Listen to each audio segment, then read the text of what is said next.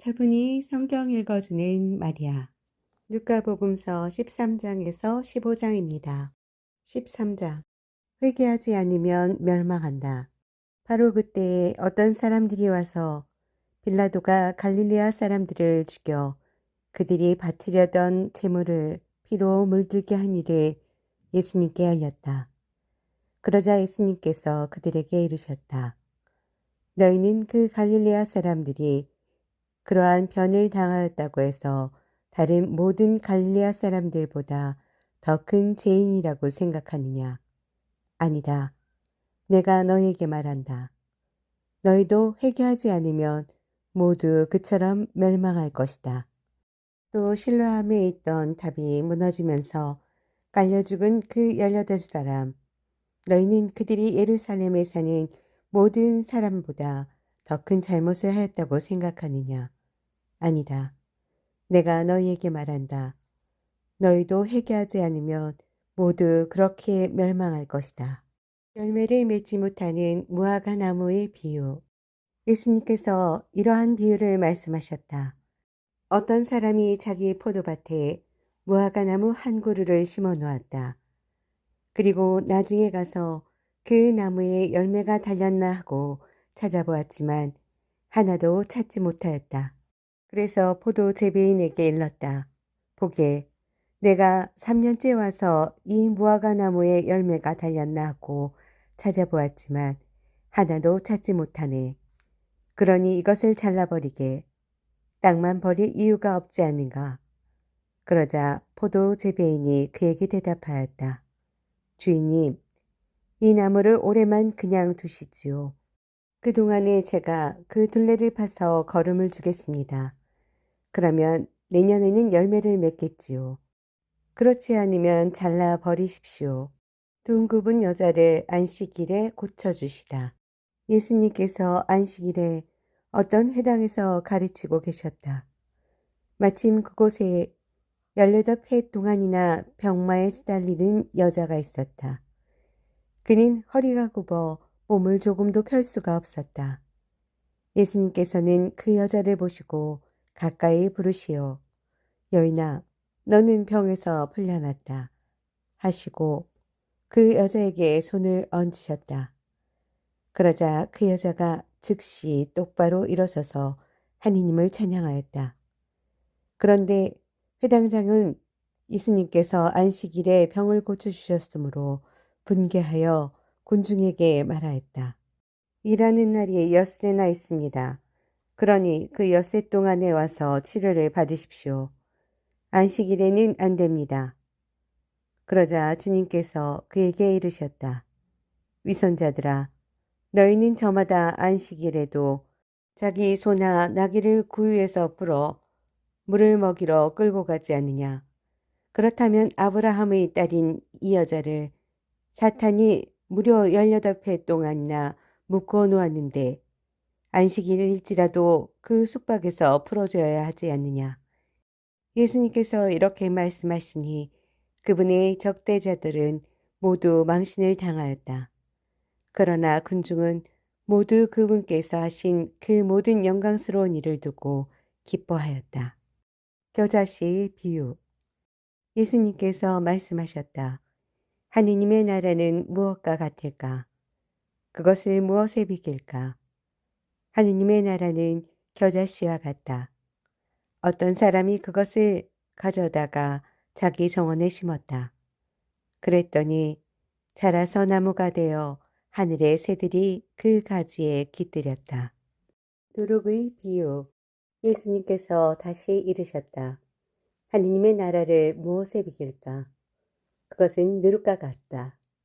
어떤 여자가 그것을 가져다가 밀가루 서말 속에 집어넣었더니 마침내 온통 부풀어 올랐다. 구원과 멸망. 예수님께서는 예루살렘으로 여행을 하시는 동안 여러 고을과 마을을 지나며 가르치셨다. 그런데 어떤 사람이 예수님께 주님 구원받을 사람은 적습니까? 하고 물었다. 예수님께서 그들에게 이르셨다. 너희는 좁은 문으로 들어가도록 힘써라. 내가 너희에게 말한다. 많은 사람이 그곳으로 들어가려고 하겠지만 들어가지 못할 것이다. 집주인이 일어나 문을 닫아버리면 너희가 밖에 서서 주님, 문을 열어주십시오 하며 문을 두드리기 시작하여도 그는 너희가 어디에서 온 사람인지 나는 모른다 하고 대답할 것이다. 그러면 너희는 이렇게 말하기 시작할 것이다. 저희는 주님 앞에서 먹고 마셨고 주님께서는 저희가 사는 길거리에서 가르치셨습니다. 그러나 집주인은 너희가 어디에서 온 사람인지 나는 모른다. 모두 내게서 물러가라. 뿌리를 일삼는 자들아 하고 너에게 말할 것이다. 너희는 아브라함과 이삭과 야곱과 모든 예언자가 하느님의 나라 안에 있는데 너희만 밖으로 쫓겨나 있는 것을 보게 되면 거기에서 울며 이를 갈 것이다. 그러나 동쪽과 서쪽, 북쪽과 남쪽에서 사람들이 와 하느님 나라의 잔치상에 자리 잡을 것이다. 보라, 지금은 꼴찌지만 첫째가 되는 이들이 있고 지금은 첫째지만 꼴찌가 되는 이들이 있을 것이다. 죽음에 직면하시는 예수님. 바로 그때에 바리사의 몇 사람이 예수님께 다가와 어서 이곳을 떠나십시오. 헤로데가 선생님을 죽이려고 합니다. 하고 말하였다. 그러자 예수님께서 그들에게 이르셨다. 가서 그 여우에게 이렇게 전하여라. 보라, 오늘과 내일은 내가 마귀들을 쫓아내며 병을 고쳐주고 사흘째 되는 날에는 내 일을 마친다. 그러나 오늘도 내일도 그 다음 날도 내 길을 계속 가야 한다. 예언자는 예루살렘이 아닌 다른 곳에서 죽을 수 없기 때문이다. 예루살렘을 두고 한탄하시다. 예루살렘아, 예루살렘아, 예언자들을 죽이고 자기에게 파견된 이들에게 돌을 던져 죽이기까지 하는 너. 암탉이 제 병아리들을 날개 밑으로 모으듯 내가 몇 번이나 너희 자녀들을 모으려고 하였던가. 그러나 너희는 마다하였다. 보라, 너희 집은 버려질 것이다. 내가 너희에게 말한다. 너희가 주님의 이름으로 오시는 분은 복되시어라 하고 말할 날이 올 때까지 정녕 나를 보지 못할 것이다. 14장. 수종을 앓는 이를 안식일에 고치시다. 예수님께서 어느 안식일에 바리사이들의 지도자 가운데 한 사람이 집에 가시어 음식을 잡수실 때 일이다. 그들이 예수님을 지켜보고 있는데 마침 그분 앞에 수종을 앓는 사람이 있었다. 예수님께서 율법학자들과 바리사이들에게 안식일에 병을 고쳐주는 것이 합당하냐, 합당하지 않느냐 하고 물으셨다. 그들은 잠자코 있었다. 예수님께서는 그의 손을 잡고 병을 고쳐서 돌려보내신 다음 그들에게 말씀하셨다. 너희 가운데 누가 아들이나 소가 우물에 빠지면 안식일일지라도 바로 끌어내지 않겠느냐. 그들은 이 말씀에 아무 대답도 하지 못하였다. 끝자리에 앉아라. 예수님께서는 초대받은 이들이 윗자리를 고르는 모습을 바라보시며 그들에게 비유를 말씀하셨다. 누가 너를 혼인잔치에 초대하거든 윗자리에 앉지 마라. 너보다 귀한 이가 초대를 받았을 경우 너와 그 사람을 초대한 이가 너에게 와서 이분에게 자리를 내드리게 할지도 모른다. 그러면 너는 부끄러워하며 끝자리로 물러앉게 될 것이다. 초대를 받거든 끝자리에 가서 앉아라. 그러면 너를 초대한 이가 너에게 와서 여보게 더 앞자리로 앉게 할 것이다. 그때 너는 함께 앉아있는 모든 사람 앞에서 영광스럽게 될 것이다. 누구든지 자신을 높이는 이는 낮아지고 자신을 낮추는 이는 높아질 것이다. 가난한 이들을 초대하여라. 예수님께서는 당신을 초대한 이에게도 말씀하셨다. 내가 점심이나 저녁 식사를 베풀 때 내 친구나 형제나 친척이나 부유한 이웃을 부르지 마라. 그러면 그들도 다시 너를 초대하여 내가 보답을 받게 된다. 내가 잔치를 베풀 때에는 오히려 가난한 이들, 장애인들, 다리 저는 이들, 눈먼 이들을 초대하여라. 그들이 너에게 보답할 수 없기 때문에 너는 행복할 것이다. 의인들이 부활할 때에 내가 보답을 받을 것이다. 혼인잔치의 비유. 예수님과 함께 식탁에 앉아있던 이들 가운데 어떤 사람이 이 말씀을 듣고 그분께 하느님의 나라에서 음식을 먹게 될 사람은 행복합니다 하고 말하였다. 그러자 예수님께서 그에게 이르셨다. 어떤 사람이 큰 잔치를 베풀고 많은 사람을 초대하였다. 그리고 잔치 시간이 되자 종을 보내어 초대받은 이들에게 이제 준비가 되었으니 오십시오 하고 전하게 하였다. 그런데 그들은 모두 하나같이 양해를 구하기 시작하였다.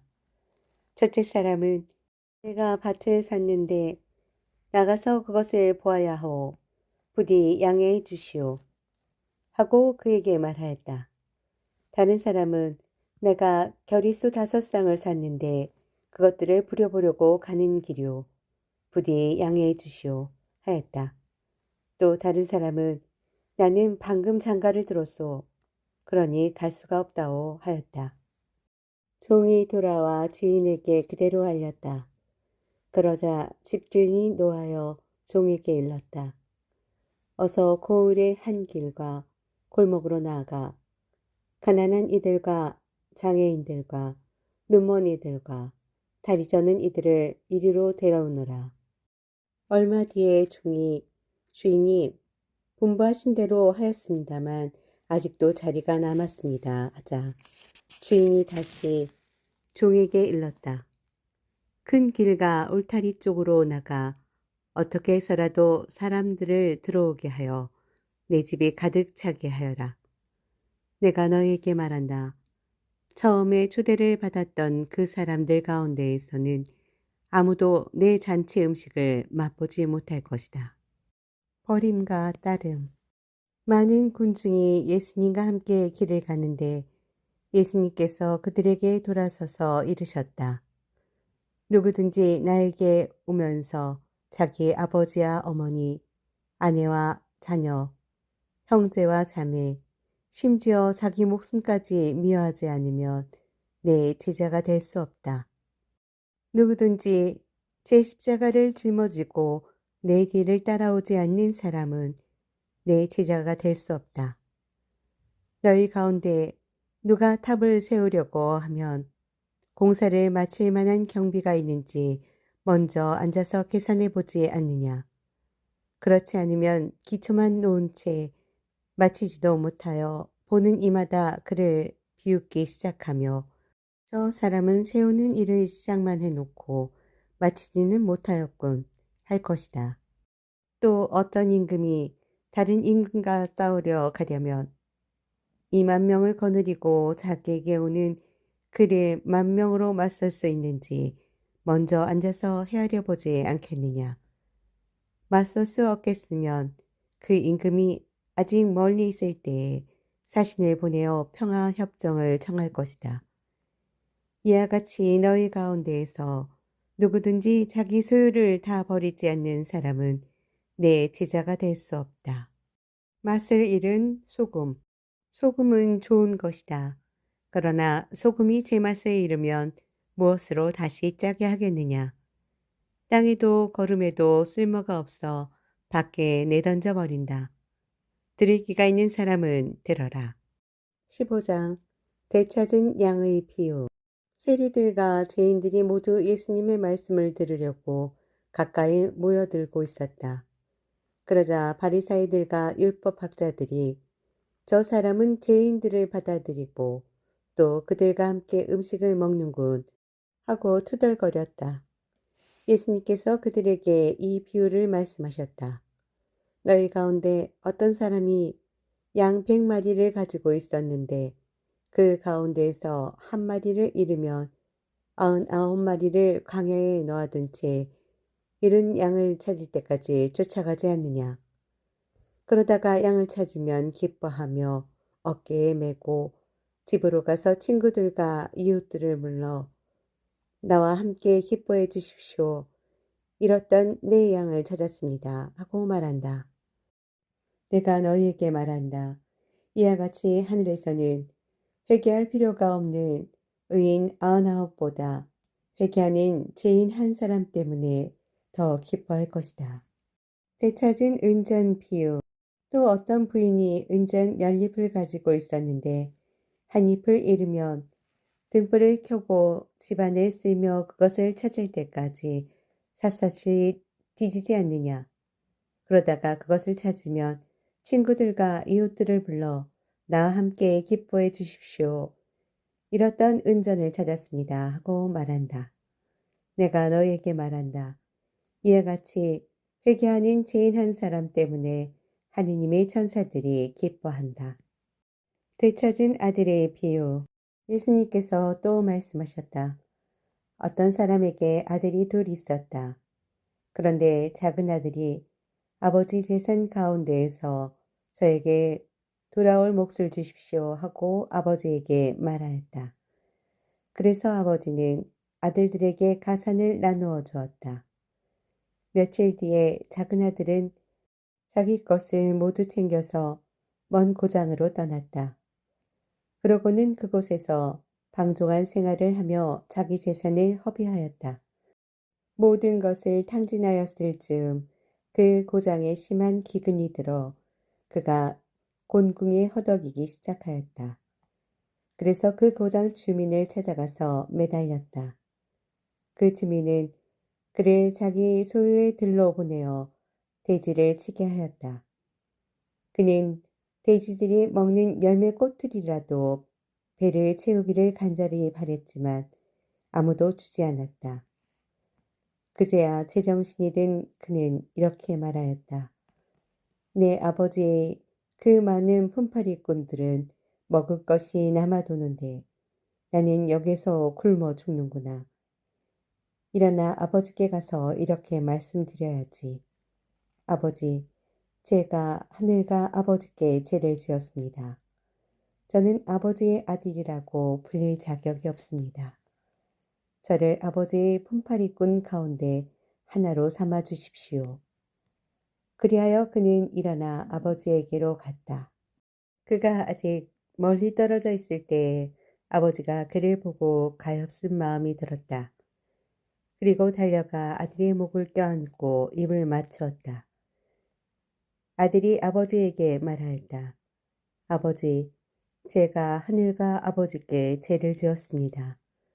저는 아버지의 아들이라고 불릴 자격이 없습니다. 그러나 아버지는 종들에게 일렀다. 어서 가장 좋은 옷을 가져다 입히고 손에 반지를 끼우고 발에 신발을 신겨 주어라. 그리고 살찐 송아지를 끌어다가 잡아라. 먹고 즐기자. 나의 이 아들은 죽었다가 다시 살아났고 내가 잃었다가 도로 찾았다. 그리하여 그들은 즐거운 잔치를 벌이기 시작하였다. 그때 큰아들은 들에 나가 있었다. 그가 집에 가까이 이르러 노래하며 춤추는 소리를 들었다. 그래서 하인 하나를 불러 무슨 일이냐고 묻자 하인이 그에게 말하였다. 아우님이 오셨습니다. 아우님이 몸성이 돌아오셨다고 하여 아버님이 살찐 송아지를 잡으셨습니다. 큰아들은 화가 나서 들어가려고도 하지 않았다. 그래서 아버지가 나와 그를 타이르자 그가 아버지에게 대답하였다. 보십시오. 저는 여러 해 동안 종처럼 아버지를 섬기며 아버지의 명을 한 번도 어기지 않았습니다. 이러한 저에게는 아버지는 친구들과 즐기라고 염소 한 마리 주신 적이 없습니다. 그런데 창녀들과 어울려 아버지의 가산을 들어먹은 저 아들이 오니까 살찐 송아지를 잡아주시는군요. 그러자 아버지가 그에게 일렀다. 얘야, 너는 늘 나와 함께 있고 내 것이다, 내 것이다. 너의 저하오는 죽었다가 다시 살아났고 내가 잃었다가 되찾았다. 그러니 즐기고 기뻐해야 한다.